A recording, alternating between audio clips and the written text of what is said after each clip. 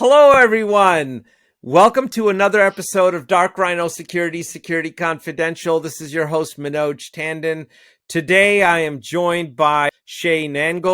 Shea is a fantastic guy, has over 25 years of experience in cybersecurities, everything from a think tank to being a practitioner. But, his background, is in risk, it's in technology, it's in incident response and planning, crisis management, security assessments, developing cybersecurity programs to a very high level of maturity. We're honored to have him, and we're grateful to get his insights. Shea, welcome to the show. Thank you so much for being here. Thank you. Thank you for inviting me on. So, we always like to start with a little bit of your background and understanding how you got into cyber. And everyone has a strange journey, so we'd love to hear yours. What was the roadway like? When I was kind of coming up and moving into the field, there was no training for cybersecurity. There were no cybersecurity degree programs. I actually graduated from an undergrad program with a bachelor's in religious studies. Awesome. Well, that's fantastic. Really by coincidence, kind of slowly started moving into more technical and not necessarily initially security, but more IT related fields.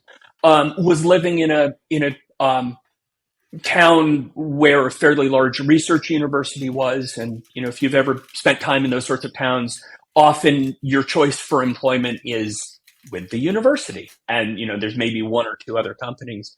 So started working at the university and mostly in service management, ran the campus email system for a number of years, that sort of thing. Decided I was sick and tired of getting calls in the middle of the night, so I would move into security and on the defensive side.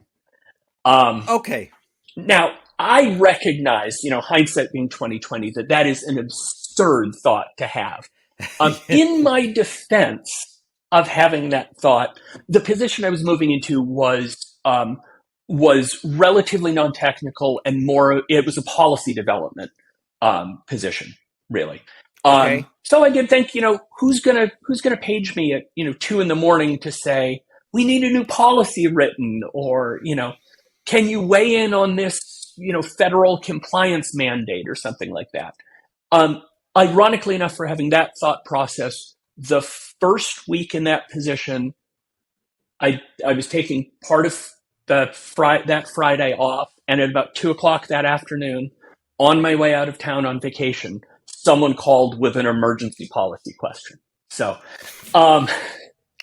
okay, do you remember what the question was? Because I remember almost perfectly. The only aspects I don't really remember is what specific unit on campus was involved.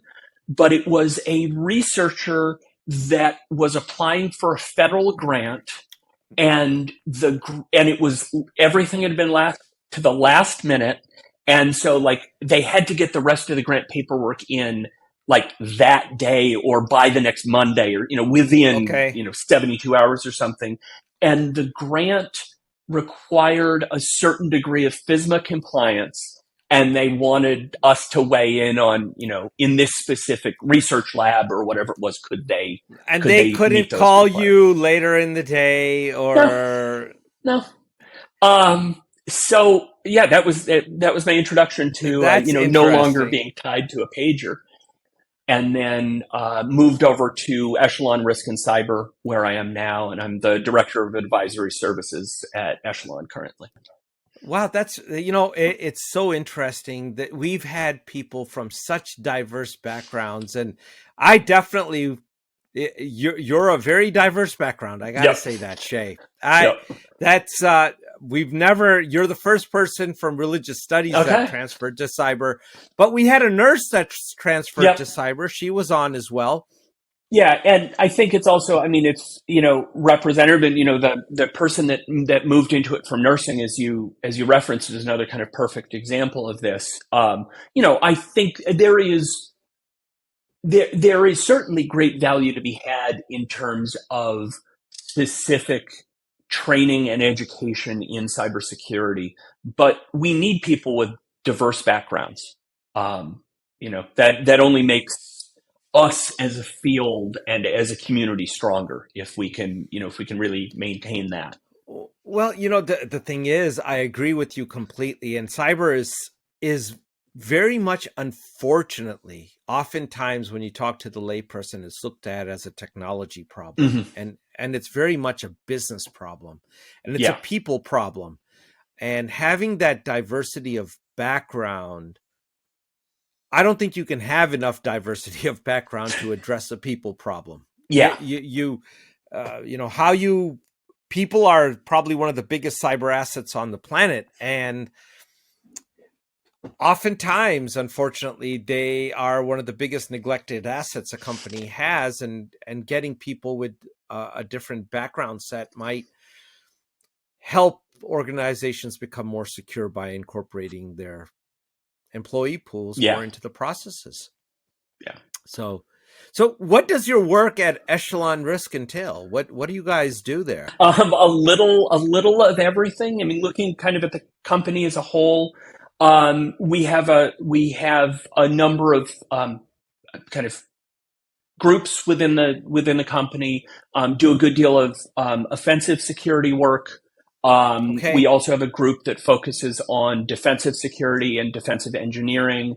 A group for third-party risk management, and also for practice in virtual CISO services, so strategic advising, those sorts of things. You work with so many companies, the executive teams, the boards. How has their mindset changed on cybersecurity? Yes. I mean, I think there's been a fairly fundamental change. If I look kind of way back to when I was first starting in cybersecurity, I mean, at that point, boards weren't really acknowledging that it wasn't even something they talked about. We're certainly seeing that more and more. As you said early on in this conversation, you can't look at the newspaper without seeing, multiple stories about breaches almost every day. So companies are at the board level are certainly starting to recognize that cybersecurity is something that needs to be acknowledged and addressed. Whether or not it has sufficient resources varies greatly from company to company at this point. And, whether or not it is appropriate governance structures are in place, again, varies from company to company, but companies I think they're beyond starting to acknowledge. Companies are acknowledging at the C-suite level or at the board level that this is a very real and ongoing issue. It's not, how do we protect against, this specific issue, and then we don't need to think about it until the next thing comes up. It's good to know that and to hear that from a professional who's dealing with this every day, because it's not a problem that's going away anytime soon. And what we're seeing now, Shea, with the massive changes that are happening almost on a daily basis with the cyber insurance sector, boards are going to have to get engaged, and the financial departments are going to have to get engaged in the solving of cyber resiliency, if you will, for an organization. Yeah. Well, and the other thing you talked about, kind of financial involvement in this, something that I've been kind of watching for a while that some companies are certainly starting to do. I think we're going to start seeing this a lot more. Is for a very long time within companies, financial risk and security risk were treated completely differently, and were in silos that were very far apart within the organization, and no one in those two silos ever talked. And I think we're starting to see a shift. I think it's in the very early stages, but we're starting to see a shift of companies starting to address those in a holistic fashion, which I think is going to be critical for companies moving forward. Things are not getting easier in terms of frequency and sophistication of attacks, those sorts of things. It's not like this is, as you said, it's not like this is going away anytime soon. No, it's not. And I've always said, the good news, bad news about working in cybersecurity is, if you want to work for literally the rest of your life, you have job security. Like, yes, hands down, no question, you've got job security. The bad news is I recognized years ago, there was never a point at which I would, leave my office, come home, say to my wife, okay, we're done. Like, everything's secure. We fixed everything. It's just, it'll never happen. So, no, it's very much turned into a Cold War kind of scenario, mm-hmm. Where each adversary is trying to outwit the other, whether that be through technology, through people, through propaganda, whatever the case may be. It's now turned into that because it's very lucrative. I mean, if you think about it, I mean, it at a fundamental level, it's a Bonnie and Clyde job, right? Only Bonnie and Clyde had to work. They had to go out, rob a bank, and then run away, and then fight off the cops. And now you can sit in your living room and kind of execute the same kind of things without all that violence and fanfare happening. Yeah. With the net result, you still have somebody else's money, though you acquired it illegally, but you have it. Yeah.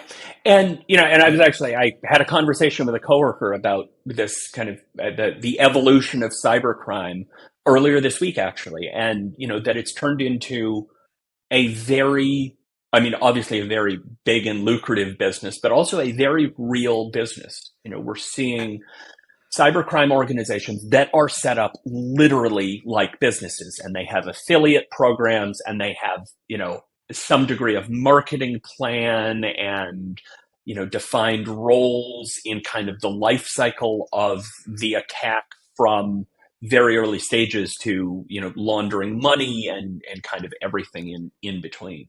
Absolutely. I mean, that there's an entire underground market there. Right. You can you can acquire ransomware as a service. You can acquire penetrated companies, compromised identities. There's so much out there that it's crazy how there's a little bit of an infrastructure that's in place. Yeah, there definitely is. I know we have time for one more question, and I do want to get to it. We're not going to get through our whole list, but that'll leave some stuff for next time. The Biden administration has talked about hack back, and I wanted to and that's a proactive side of cybersecurity. What are your opinions on it? And do you have any thoughts or anecdotes you can share? I've been spending, I'm enough of a policy geek at heart that I've actually been spending some quality time with the National Cybersecurity Strategy that was released, and actually am planning on most likely on the not most likely on the Echelon website, we'll be releasing kind of my analysis and commentary on that within the next couple of weeks. It was interesting to see what they had to say in terms of kind of the hack back approach. And there's really two pieces there. There's, what is the US government and intelligence agencies and military doing, and what's the involvement of private industry? On the first side of things, what's the kind of governmental / military approach? Those capabilities have been around and have been utilized for many years. Sure. That's really nothing new. Now, how much have they been used in terms of things impacting, say, business operations has varied greatly. A lot of that has been more on the military and intelligence side. Starting to really explicitly loop private industry in creates some really interesting challenges there, I think, from a policy point of view and also from kind of a precedent point of view. And the National Cybersecurity Strategy, and I don't fault it for this, they give a few very high-level examples of the sort of involvement that private industry may have in this sort of approach. It's lack offensive cybersecururity operations. And they talk about it at a very high level, which I don't take any issue with.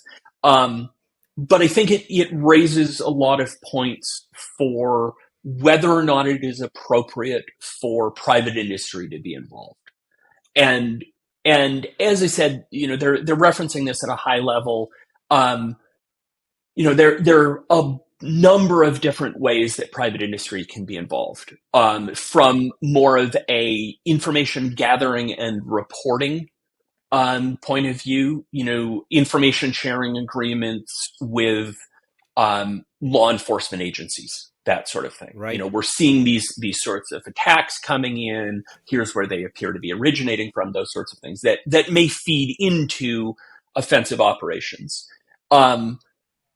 I believe there was also a mention in the National Cybersecurity Strategy about potential for private industry also providing things like training for operators on the federal side.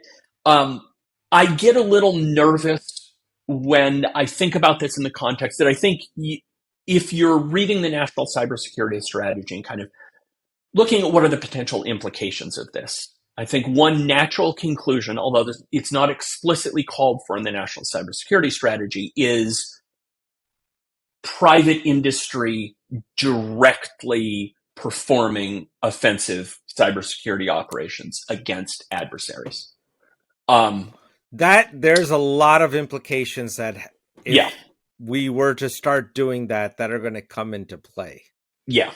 And it ranges from, so if company X starts doing that, well, first of all, are they, is this being done, in fact, in cooperation with federal law enforcement, those sorts of agencies, or are they kind of doing this out on their own? If they're doing this out on their own, or even if they're not, what are the sort of, assuming, for instance, that these are adversaries in another country, what sort of repercussions then occur for the company, be they legal or repercussions the individual employees in the country where the adversary is, or does this then lead to heightened, essentially, revenge attacks if, company X performs an offensive operation and, let's say, brings down a portion of infrastructure for an organized crime organization,